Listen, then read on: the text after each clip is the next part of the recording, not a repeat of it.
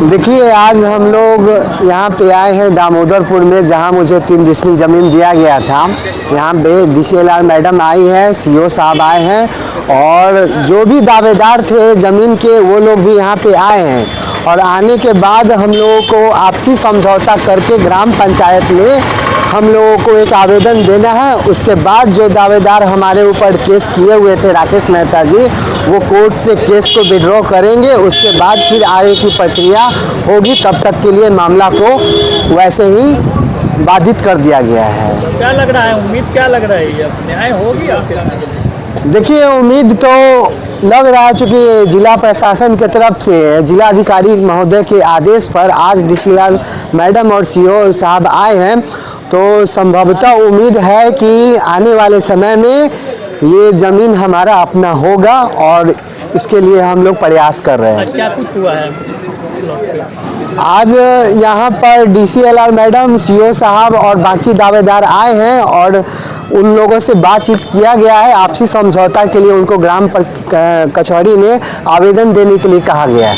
दावेदारों की संख्या बढ़ती जा रही है। हाँ, इसमें जो है सो पहले तो हम लोग 4 दावेदार थे और डॉक्टर जावेद और राकेश मेहता, मुन्ना गुप्ता 3 व्यक्ति थे। इसके अलावा एक राम बाबू शाह, शिवा गुप्ता भी आए हैं। उनके अलावा एक और राजू कुमार, जो आज एक नए दावेदार वो यहाँ पे आए हैं, जिन्होंने दावा किया है कि ये ज़मीन मेरी माताजी के नाम से है। अब फिर देखते हैं आगे क्या होता है। क्या लगता है, जिस तरीके से दावेदार लगातार निकल रहे हैं, तो आपको जमीन मिल पाएगी?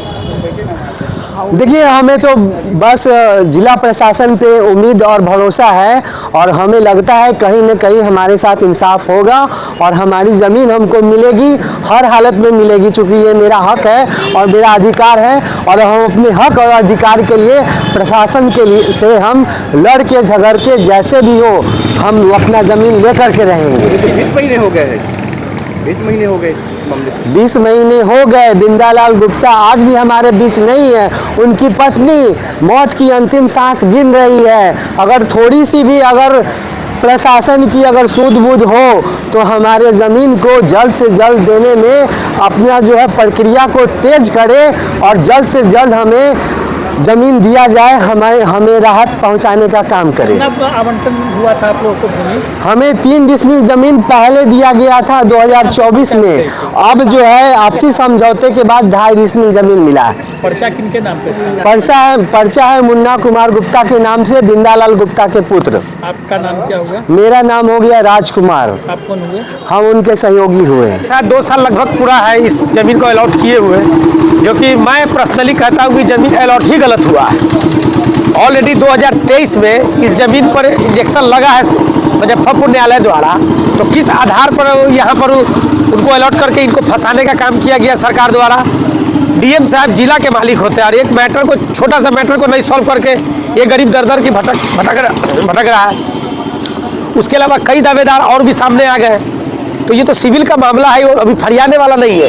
इसी जमीन से थोड़ा सा आगे जमीन है। अगर सही में सरकार इनको चाहती है इनको सहयोग देना और इनके साथ निष्पादन करनी, थोड़ा सा आगे जमीन है कट्टा इसी रोड पर, वही दे दे।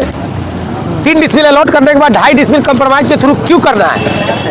अब वो 2.5 डिसमिल में आधा डिसमिल जो घटा वो फिर किनको वापस करेंगी? वो भी तो कल को भविष्य का एक झगड़ा लग के रह जाएगा। ये पंचायती करने का क्या मतलब है? सरकारी भूमि है, इस पर दावेदार कहाँ से? सरकारी भूमि है तो हाई कोर्ट ने स्टे क्यों लगाया? और यहाँ मुजफ्फरपुर में एक पार्टी जो क्या गुप्ता जी करके, उनके तरफ से 2023 में इंजेक्शन इस प्रॉपर्टी पर लगा हुआ है। अगर सरकारी है तो एक जमीन को इतना मोटेशन कैसे हो जाता है? एक जमीन पर आप दूसरा लोन करवा के बता दीजिए, यहाँ मोटेशन तो हो जाता है बड़ा आराम से। तो सारा गड़बड़ी कर्मचारी CO द्वारा होता है। इसके पहले की जो रसिका मैडम जो CO थे, जो ऊपर वाले का शुक्रिया की सस्पेंड हो गई, सारा मामला उनका किया हुआ धरा है।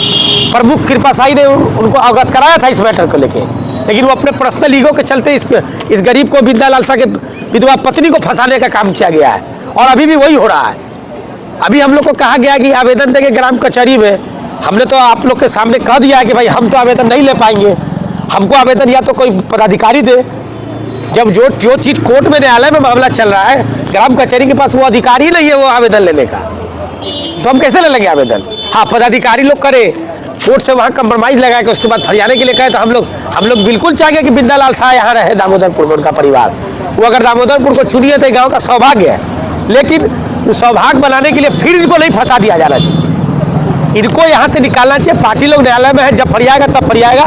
इनको इसी में 10 कदम आगे मेन रोड पे जमीन है, वहाँ इनको ट्रांसफर करके इनको वहाँ पर जमीन देने का काम सरकार द्वारा करना चाहिए। ये मेरा मांग है सरकार से। बाद बाकी मानना ना मानना वो तो मालिके हैं, जो चाहे सो कर सकते हैं, सरकार में है। आप स्थल पे कुछ लोगों का यहाँ दावा है क्योंकि कुछ लोगों को पर्चा से मिला हुआ है और कुछ हाई कोर्ट में भी अपील चल रहा है, तो उसी पे हम लोग आए थे देखने के लिए कि वस्तु स्थिति क्या है इनकी। तो अलग अलग लोगों का है, बाकी हम जांच कर रहे हैं, पेपर्स की जांच अभी करेंगे, उसके बाद ही कुछ बता ये निरीक्षण में क्या पाया गया है यहाँ पे? स्थल पे अलग अलग लोगों का कब्जा है, अलग अलग लोगों का दावा है, लेकिन जो पेपर के अनुसार होगा वही दावा बनेगा। सरकारी कितना जमीन यहाँ पे है? सरकारी जमीन खतियान के हिसाब से 6 डिसमिल है और नक्शा के हिसाब से 7 डिसमिल है। उस पे दावेदार कई लोग हैं। कई लोग दावेदार हैं। फिर बिंदालाल गुप्ता के मामले में क्या होगा?